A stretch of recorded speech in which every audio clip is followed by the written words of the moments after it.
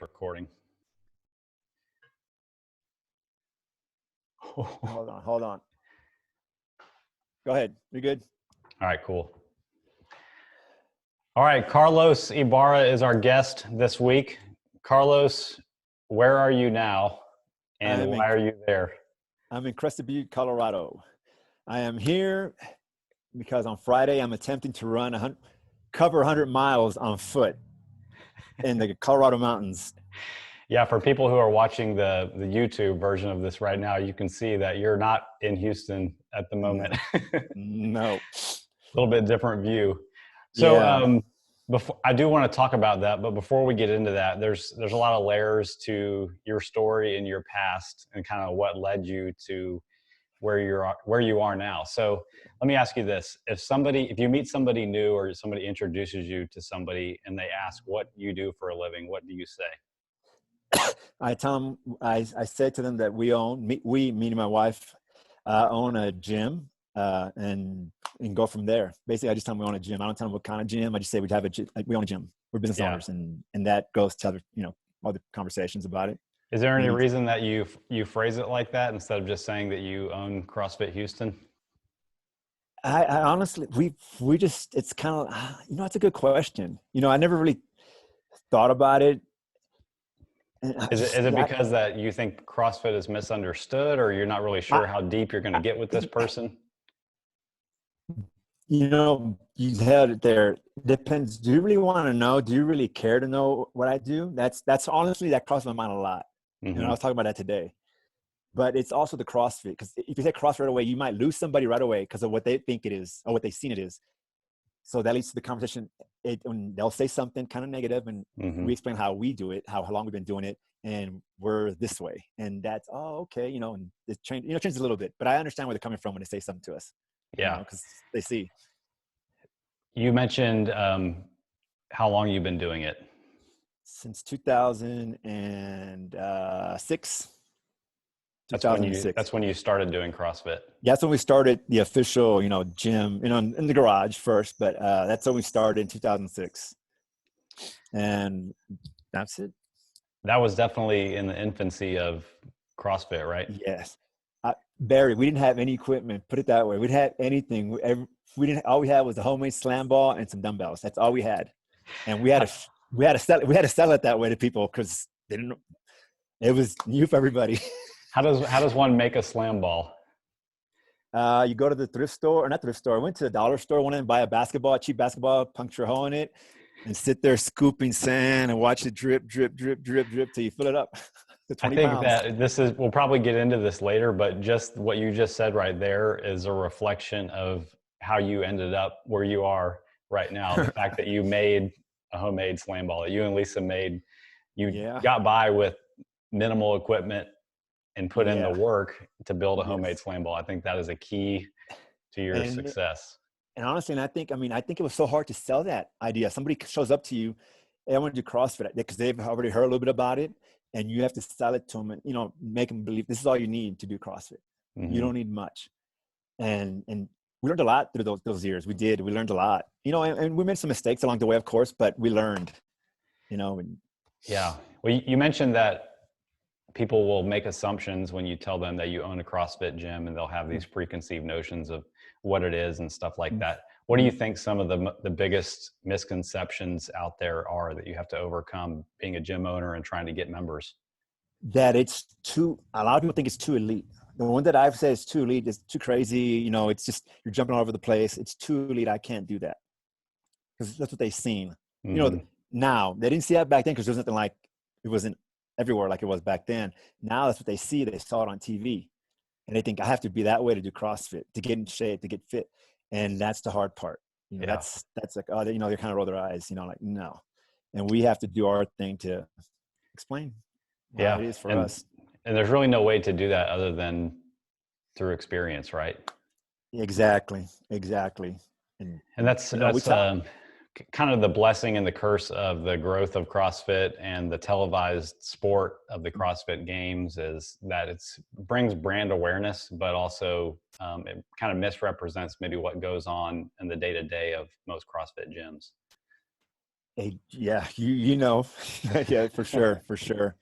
Yeah, for sure. That is honestly, we try to avoid, you know, if I can say it, we try to avoid that person who's looking for that. We really do. We want the person who that really wants, you know, I want to try it, but I don't know if I can. That's the person we're looking for. Because, Yeah. you know, once they come try the way we do it, and they're like, wow, when I went to so and so, they made me do this right away. We're like, look, I'm going to tell you right now, we're not going to do that at all. Now, if you're okay with that, you're welcome here. But if not, if you want to speed it up, it's not going to happen here. You know, if you want to, you have to stick with the fundamentals for a while and kind of Hmm. earn. You have to earn the movement. You know, you have to show us that you can do it, Yeah. and then we'll go from there. You know, honestly, a lot of people are thankful for that. They are. They Mhm. are. They're like, thank you. That's good. What you're So talking about essentially is coaching. Like you actually give people yes, coaching from the fundamentals up yes, until the more advanced things. And yes. that's the foundation of whether you have an online business like us that's Yeah, training people, or you have an in-person gym where you're watching people work out. It comes down to coaching. There's no yeah. substitute for it. Yeah, and you know, like, and honestly, I like to say we're probably one of the only gyms in Houston that still only has two coaches, and they're the owners. You know, it's a blessing, and it's, you know, and it has, you know, it's also a negative to it because we're there, but we know all our members, you know, and it's important because you know, it's important we know where they're at, what they should be doing. If we get somebody else, I don't feel like they're going to give them what they need.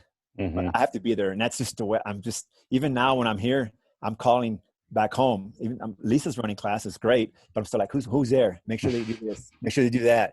Oh, okay, you know, like I know, you know, like I know. I just like it's just don't let me to do that, and Yep. I don't shut it down. I'm still calling if I know what's going on.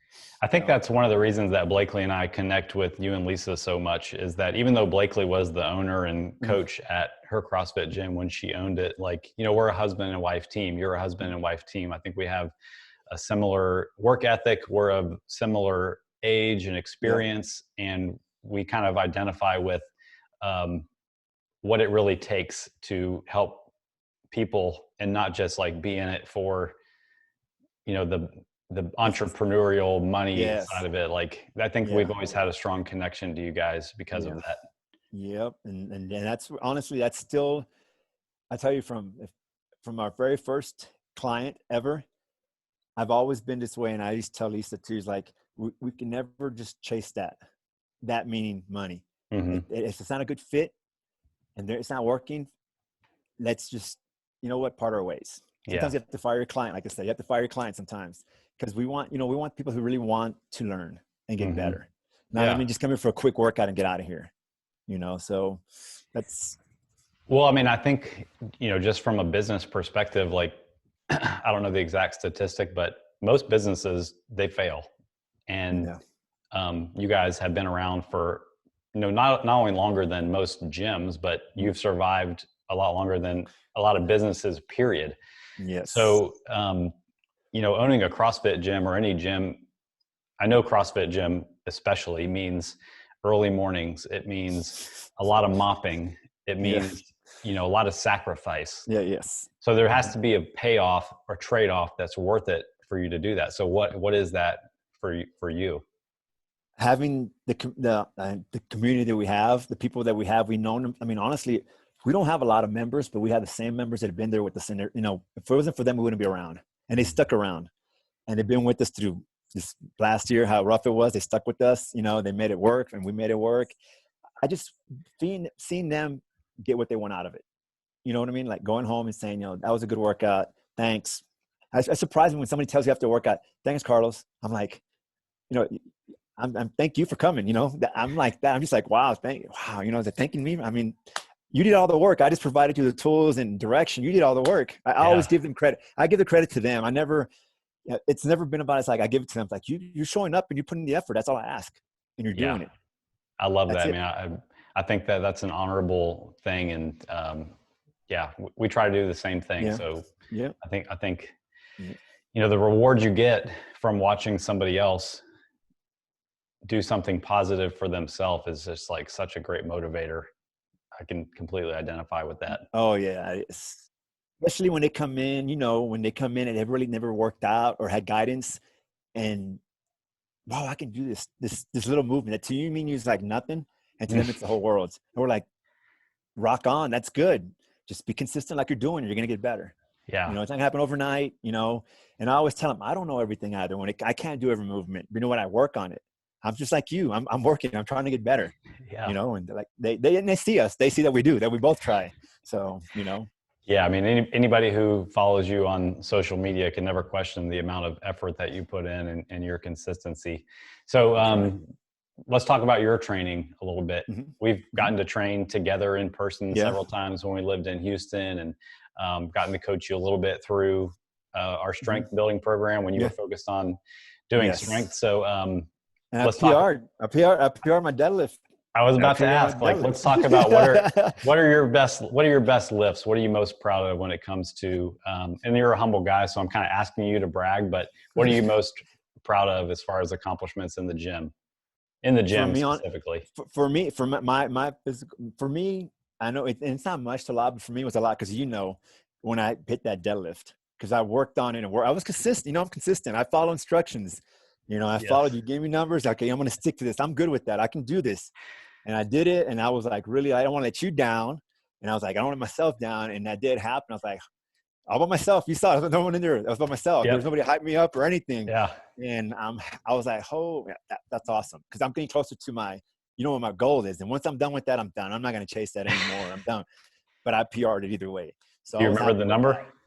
It was I'm chasing 450, I told you. So it was 435 or 444. I think it was 440. 40, yeah, because I need 10 more pounds. I wanted to beat my brother. Yeah, Yeah. I beat my little brother. Yeah, yes. And but I was consistent with that. And that's what I tell people. If you're consistent, don't jump around, don't do this and that, or stick to the plan when you're focused on that. That is your plan. Stick with that and Yep. it'll shine, Around And if here, it does, we use the expression "trust the process" a lot yeah, around here. exactly. Try. And then, what's funny when someone at the gym goes, Carlos, how did you, I go, I've been doing it for a little bit, all right? You think I've been doing this for a little while? I think I know what I'm doing. How did you know for this or whatever, the guidance I gave them and it worked out for them, Yeah. or the way I scaled the workout for them, and they finished it with everybody else, and they're like, Carlos, man, that was good. How do you know? I was like, I've been doing it for a while. Yeah. I've been doing it a while. I know you guys. I know what you can do. I think So about a lot of our custom clients. Like when we write their workout, we know from having worked with them and our own experience. We're like, all right, do this weight for this workout, and here's yes. about the time domain that you should Mm-hmm. expect. And they reply back like, how did you know that was perfect for me? It's like experience. Exactly. Because I'm paying attention to. I'm really paying attention to what you've been doing. That's the way I tell them. Yeah. And that's. I have a plan. I'm gonna get with you after this. Get this with this event because I've been this in my head. I like a challenge. You know that. And I never this next kind of challenge I want to do. I've never done. And I'm like, but I'm gonna wait. I'm gonna ask Johnny for some guidance. I'm excited about that. And you're gonna be surprised because you're gonna be surprised because you're like, Carlos, really? You're gonna be surprised. I already told Lisa. She's like, really? I'm like, she even doesn't believe me. I'm like, yeah, I just want to challenge. Even if it's whatever 2 months or whatever. But I want to be able to do it. So Well, that's pretty cool. That sounds like something we can document along the way too. I'm pretty sure. Yeah, I'm pretty sure you can. Because now I'm 50, so I got to start. Now I'm like, Let's not skim over that last part. What did you just say? I said I'm 50 now. You're Just 50. turned 50, 50. That's incredible. And I'm just trying to I want to stay in the game. I want to stay active. I want to stay moving and so it's not gonna hurt for me to get better. So yeah, but I'm gonna get back with you after if everything, even if it doesn't go well. I'm hoping it does. I mean, this is really hard. I'm nervous about it. I'm really nervous. And someone who says they hear 100 miles, they're like, oh, it's just 100 miles. It's not Houston, below sea level. I'm at altitude. Mm-hmm. And I mean, and I hate giving an excuse. It's not an excuse, but I'm just saying I don't have any. You live there. There's no for us to train for mountains. There's no mountains in Houston. Yeah. Stairs, or put a rucksack on and go walk. So It's going to be exciting.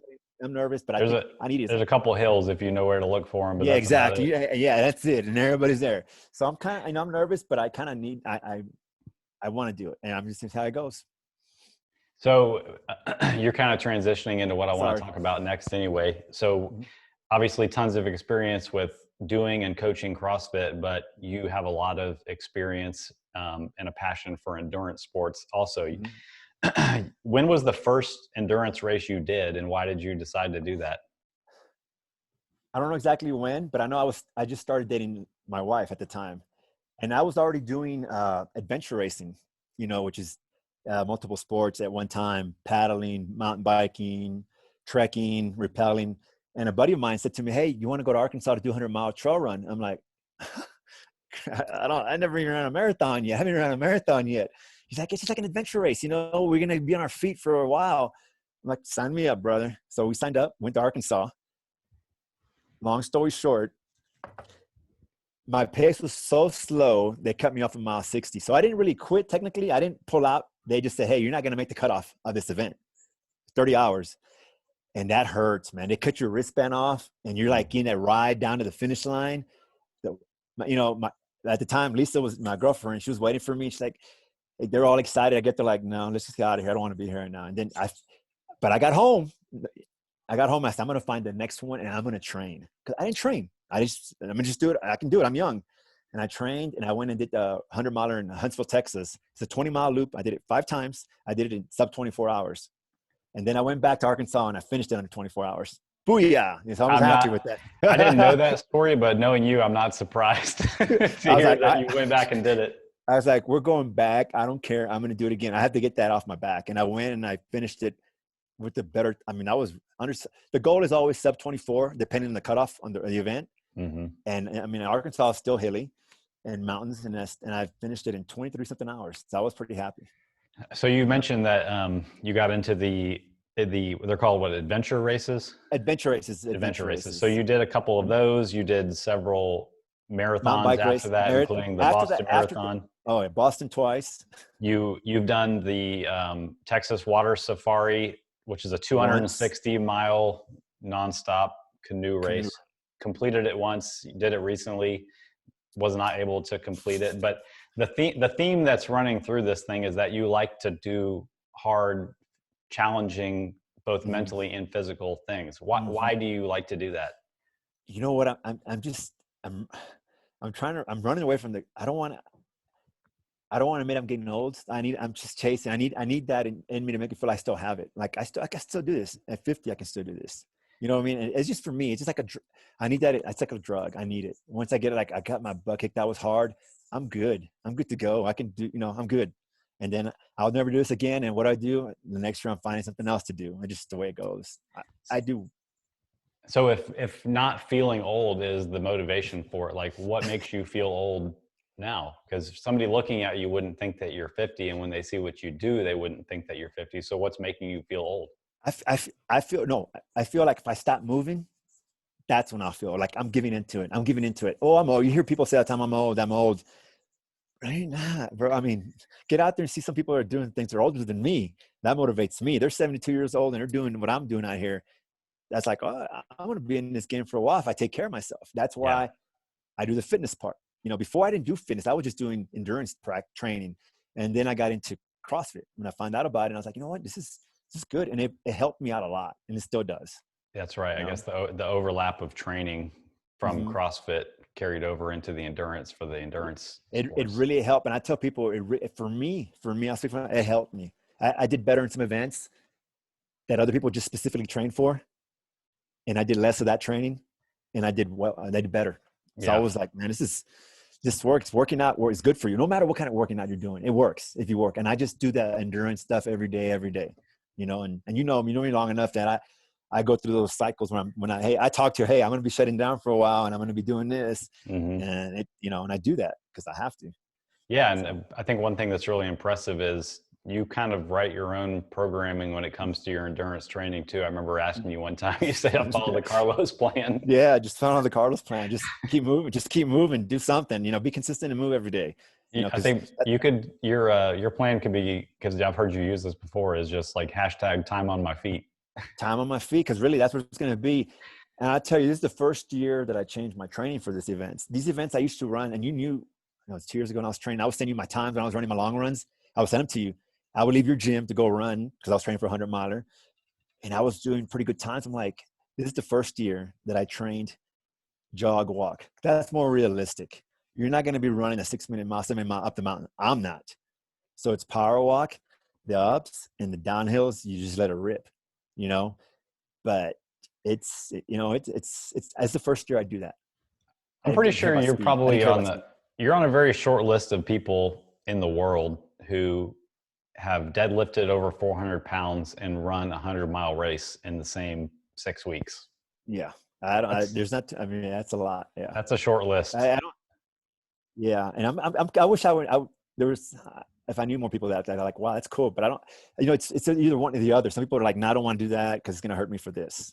But I'm like, Mhm. no, it's not going to hurt you, but teach their own. But Yeah, I yeah, think you're proof that a well-rounded training program that includes strength training, cardiovascular training, CrossFit style, short, yeah. intense Mm-hmm. training, throw Mm-hmm. in a little bit of Yeah. our favorite, the bodybuilding type stuff. It Yeah. just Yeah. makes you Yeah. fit Yeah. for life.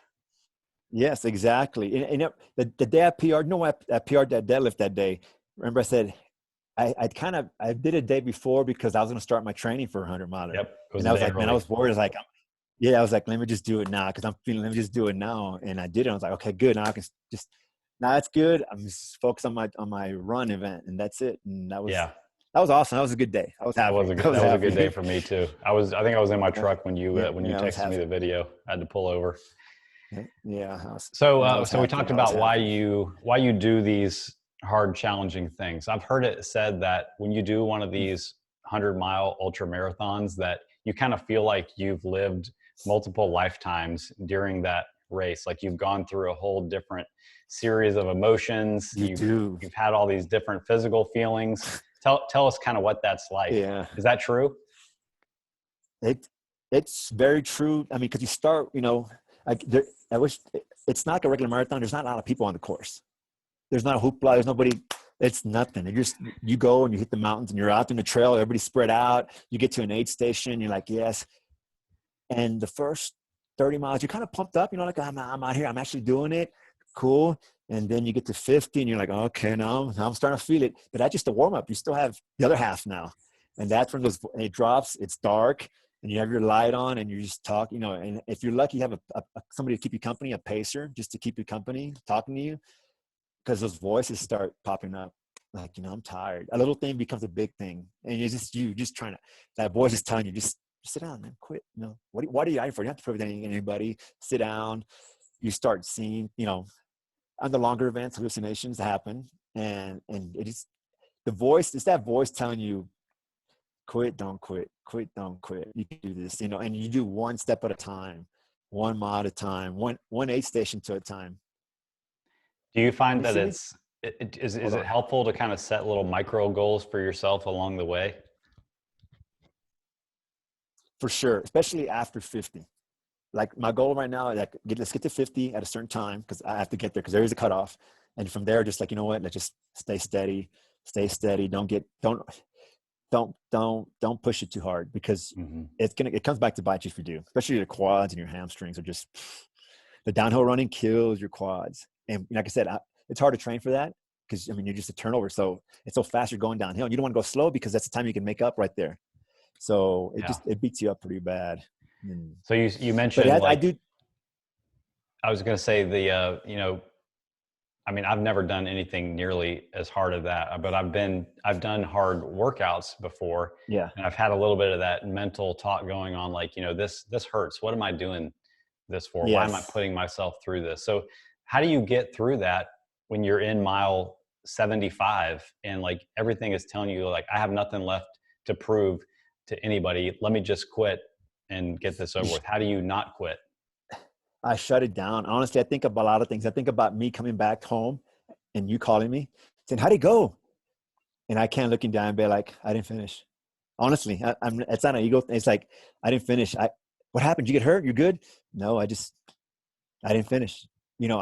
That's always always, I can't go home and see people that I know that are out here that supported me from a distance, go home and look them in the eye and be like, why'd you quit? Well, what happened? You get hurt? No, I quit. Oh, I just quit. I was just tired and I sat it down. I laid it down. I'm done. I don't like that excuse. I don't, unless I'm physically really hurt, I have to think about quitting, but I'm not, just, I'm tired. Yeah. Mm-hmm. Do you feel like people are looking up to you because of who you are and they would be impacted by you quitting? I just feel like I disappoint them if I quit. Like, I don't think they look up to me that way. because again, I'm just out here doing, this thing here, but I just think they know how I preach to them. Not preach, but I'm a big believer, like when they're working out or they're doing whatever they're doing. Hey, don't, you're injured. Don't give up. Come in here. We'll scale you. We'll modify you. Just keep coming to the gym. There's not a reason for you, unless you really can't stand up. But if you have an injury, we'll work with you. Come on in and don't stop. Don't stop. And I've always preached to everybody, like there's no reason for, unless you are really, really ill. And it hurts. I mean, like I said, I only had one official DNF, and that wasn't because I was just slow. And the canoe race, it's a team event. One goes down, you're down. So that's what happened there. I was fine. I was really good. I was happy. I was pumped because we were doing a good time. And then that happened. You can't beat when your body shuts down. It shuts down. So yeah, that's what happened there. I was following along with you guys online on that canoe race. How long ago was that? A month, 6 weeks ago? Yeah. And I knew something. I knew something was wrong. Yeah. I knew something was wrong when I saw that you guys were. I mean, we were ahead of our schedule. I mean, our crew that was meeting us, they were like, guys, you're going ahead of your schedule. We're like, that's good. It was a good year, but at the end of the day, we didn't finish. So we have to go back. It's already in the plan. We're going, next year we're going back. Are you really? Do it again. Oh yeah. He told me, he's like, you're going to do it? I'm like, yeah, well, I'm coming back to do it. Okay, we're going to do it again. So we're going to do it again next year. This year, I wanted to go big. I turned 50 in January. So I wanted to do two big events, the canoe race, the 260 miles, and then this hard run here that should have been done last year, but COVID got in the way. So they canceled it. So now I'm back. Yeah. We'll see how it goes. Yep. So let's get back to, because I'm sure a lot of people are wondering, like, what is it physically like to run, jog, walk, whatever, 100 crawl miles in a row? You mentioned like the quads, the hamstrings, hammies, that kind of stuff. What injuries have you had along the way that you've had to talk yourself out of quitting from? Honestly, just tired. You're beat. You're tired. You feel like you can't walk anymore. Like every step hurts. Your feet hurt. The bottom of your feet hurt. Not blisters, got to take care of my feet, but just your muscles that just beat up. You just feel like I can't go on anymore. And you just like, and you at the end when you finish, you're like, how did I just do that? I was going through this 5 hours ago. I was going like, I'm done, and I finished. But you see, it's a mind game. You keep playing the mind game with you, and the next thing you know, you're done. Yeah, I'm sure a lot of people were wondering, what do you eat during that 100 miles? That's the good part. That is the really good part. I can eat whatever I want. They provide really good aid stations. They have really good aid stations with good food. I mean, good, like the stuff that's not too clean, but it's good for you. And I carry a gels and bars and epic bars, jerky, stuff like that. Anything I want. And especially the day after you finish, your system is just so, you want, pizza, let me eat that. You want, burger, let me eat that. You can't stop yourself for me. The next time, and it's not that it's like, I'm hungry. I am really hungry. And I take a lot of calories in, a lot. That's what, that's kind of the cool thing about this event. I get to an aid station, I pop up my Ziploc bag, I stuff it with stuff in there, and I just keep walking. I'm not going to sit down. Because then once you sit down, it's bad. So I just throw everything in there, and whatever it is, I'm going to eat it. And that's it. So what do you do for water? Water, they have aid stations with the water. So I'll carry 100 ounces of water in my pack in a water bottle. And the aid stations are like between 5 to 9 miles, mountain miles. They're kind of long, but you have enough water. You're okay with that. And then when I get there, I hydrate more, and I take a lot of water in before I even leave. And I'll have that full bladder again and my water again. So I'm good to go with that and plenty of food. Are you pretty much out of water between when you get to the next aid station? You should. If you're not, that's a problem. If you know what I mean. That's my biggest thing. And I tell everybody who does these things with me or talk, I go, look, you should get to an aid station with empty water bottles. If not, that means you're not drinking. Yeah. You're not drinking. You should be drinking. Well, I feel fine. Yeah, because it's nice, but you need to be drinking at altitude. You should be drinking. Yeah. So, I'm sure people drop out for dehydration. And that's honestly, it happens a lot. They'll tell you, do not dehydrate. You're going to drop out because that's what happens. But hey, I've been there where I had before. And I'm telling you, that voice, I dehydrated. And I had one bottle for 10 miles. And I was like, I got there. I thought I was done. But you know what? You just relax, take some calories in. I love taking Ensure Plus because it's a liquid calorie and it's chocolate, cold chocolate. The crew has it for me. I popped that in. I was like, oh, I'm good, man. That's some good calories right there. It's good. It's chocolate, milk. And that's, I know you love your chocolate milk. Yeah, that is good. That's good. So anyway, but that happens. Dehydration happens to a lot of people out here. Yeah. So I think we have a lot of people listening to this that are probably like, all right, he's special. He's 50 and he can do all this stuff. I'm 25, I'm 30. He's just special that he can do this. What do you say to that person who is half your age and thinks that they can't do the things that you're doing? No, I think it's I having to do with special. I mean, I don't think I'm special at all. I put myself out there and I try it, you know, and I prepare myself for it. And that's the part. Nobody wants to do the homework. They kind of want to just do it and show up, or like, I'm going to try it. I did that once. It didn't work a long time ago. So now I put in the work to get ready for it. And some people don't want to do it, but I just say, start small. I mean, if you don't have to do what I'm doing, go do, you know, start with the 5K if you want, you know, but just try it. Don't just, he's special. You know, I can't do that. You can do it. You're already, when you say you can't, you haven't even tried. And that's why it's everybody's like, at the gym, I hear it from the members' cars, I could never do that. Yes, you could, but with that, you know, you have to have the right attitude and mindset. You know, I can't do that. You might not want to do it. It's different, you know, but say you can't, no, you can. You said you said when you came into the gym, you couldn't do this. And I don't know if I can do it. And how long you been here already? You're doing it. So it can happen. Yeah. They're kind of setting themselves up for not being able to do it just by saying that, limiting themselves in what they believe they can do. Yeah, exactly. Can you tell when somebody walks into the gym as a new member and finishes the first class if they're going to be successful in reaching their fitness goals or not? Well, this is how we do it at our gym. You come in and you say, I want to try this out. And we ask, have you been working out? We don't say what kind of workout you've been working out. I used to, and depending on their, you know, I could tell, you know, they're just trying to say something, or I joined CrossFit somewhere else or whatnot. I go, look, we're going to give you this today. You're not going to do the class workout. You're going to be with the class, but you're going to do this. That's for us to see how you move. Cause I don't know you from Adam. I don't know you. And we don't want you to get hurt. You know, I want to see this. And then we do that and they'll finish the workout and we're like, how was it? Like, it's good. You know, we don't try to pressure them right there and then. In other words, it's like, Johnny, how was it? Like, that was tough. That was really rough. You know, I'm glad I came in. Okay, well, look, you know, go home. If you want to think about it, you know where to reach us and contact us. But you could tell who's fired up. They're like, no, I'm here for a reason. That's what I want to hear. Because a lot of people are just, you've been in this business for a while. They're just kind of just trying it out, see what the vibe is, the culture of the gym is and stuff like that. But that's our first approach. And then we go from there. So then if they come back, and we're like, oh yeah, this person's they listen. Number one thing, they listen. You know what I mean? They're not worried about what the guy over here, and we tell them, don't worry about what he or she's doing. They've been here for a little longer. Just stay in your lane and do your thing.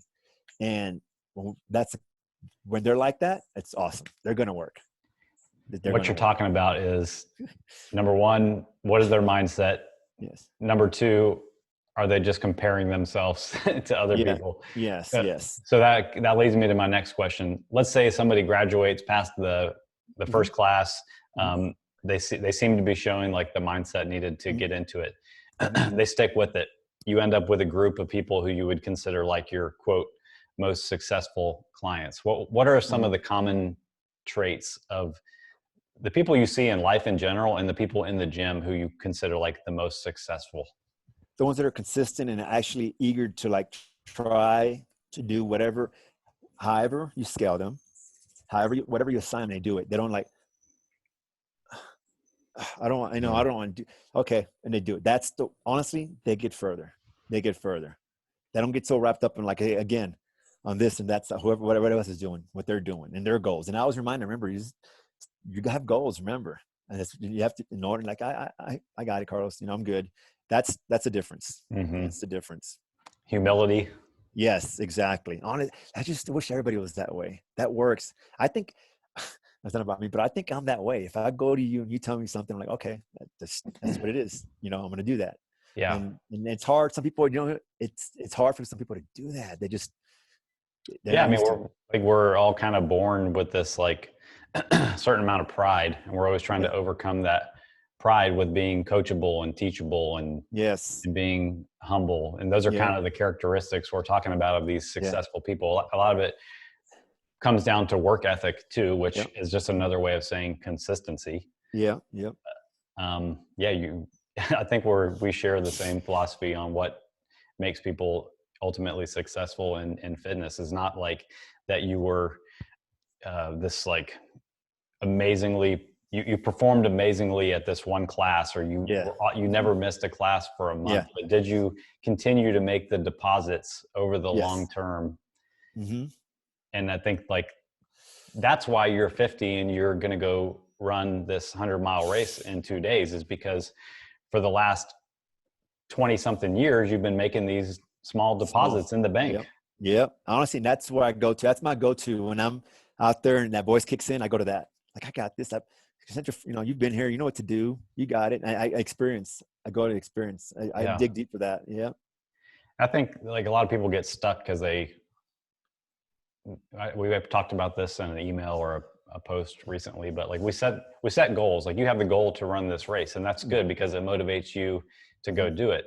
But you wouldn't have been able to stay consistent with this for as long as you have if you didn't love the process also. Yes. Like you didn't get some joy out of knowing that you added 5 pounds to the bar, you got an extra Yes. rep this day, Yes. or you Yep. fed yourself well and you feel Yeah. better for it. Yep.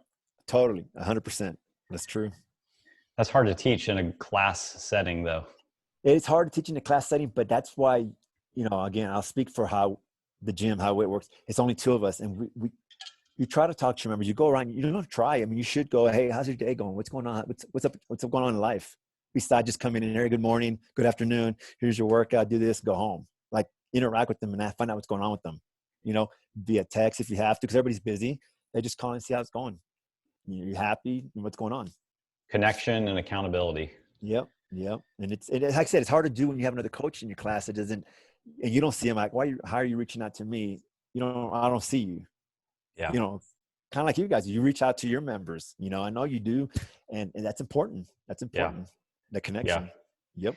You're right. You have a physical community, and we've tried to build a virtual community. Yeah. So 2 days from now, right? 2 days from now, Friday at 6 a.m. You're going to be doing the High Lonesome 100 through the Rocky Mountains. You're going to go 100 miles. You're going to go through 22,000 feet of elevation change. Yes. What expectation do you have for yourself here 2 days before? Number one, finish. Time. The course is open for 36 hours. I'm happy with 35:59. You know what I mean? I am happy with that. And I am, because like I said, the backstory to this. The canoe race took a lot of time. I put a lot of work into that, as opposed to and you see me train for just an ultra, and I know what I could easily pull that a long time ago before even showing up. But you know what? I'm just gonna go out there. I'm gonna do what little time I have to train for it, and I'm gonna go for it and see what happens. But that's what I'm saying. I'm happy with that time. If I get that time, that's like so good for me. I'll be happy. I'm just chasing that buckle. I want to get that buckle. Yeah, that's what I was about to say. You just want the buckle. I want the buckle. I saw on the website for the race that there's a bourbon company that's sponsoring the race, and you said that you get a bottle of bourbon. Yeah. I know you don't drink, so that's for you. So I told you it's for you. That's for you. I know you do. I see it. So I know you do.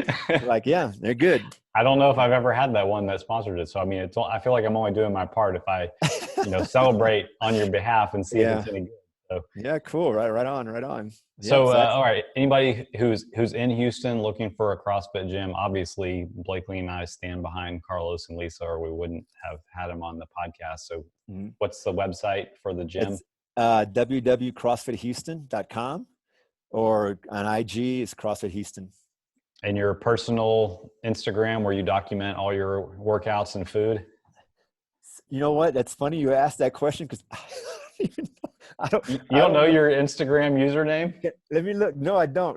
Please look it up, because I've had so many people, because I've shared things that you posted before, and I can't count how many people have followed you and then reached out and said things like, dude, how much does this guy exercise? He is always doing something. And your Instagram account really has just become like a journal. It's repository of exercise, right? Honestly, it's just my journal. That's just my journal. I put everything I do in there. It's my accountability. Honestly, I like the members to see, hey, he's doing something. He's not just talking to us about doing. He's doing something. And I think that's important. I don't do it. Yeah, they can see it. And I'm not lying about it. I'm doing the work. It's Carlos _ CAFH, CrossFit Houston. Yeah. That's it. Good Yeah, deal, man. I didn't even know it. That's so funny. I didn't prepare. My first podcast. Thanks to you. Dude, well, we are 100% pulling for you. I think if we go Thank on you. the website, there's a way that we can track you. I noticed. They just updated that today. Just to let you know, they just sent an email saying it's, and there's a way to track you. Go to the website, I think, and that's where it's at now. They just updated that. Awesome. So, well, in case anybody missed it, Carlos's last name is Ibarra, Ibarra. So you can go to the website and track him along, send him some good vibes, send him a message on Instagram that he can get when he gets back home to Houston. Awesome. So, dude, thanks so much for being on the podcast. Thank you guys both. I mean, honestly, I was nervous and it's smooth. It's really smooth. Well, we're looking forward to you coming home, finishing this race. You guys coming up to Wimberley and visiting us, bringing me the bourbon, and more importantly, I'm excited to see what you have on the horizon as your surprise goal after this. So we'll talk about that when you get back home. Hey, I'll be reaching out to you. Sounds good, man. Enjoy. All right, brother. Thank you, man. Bye.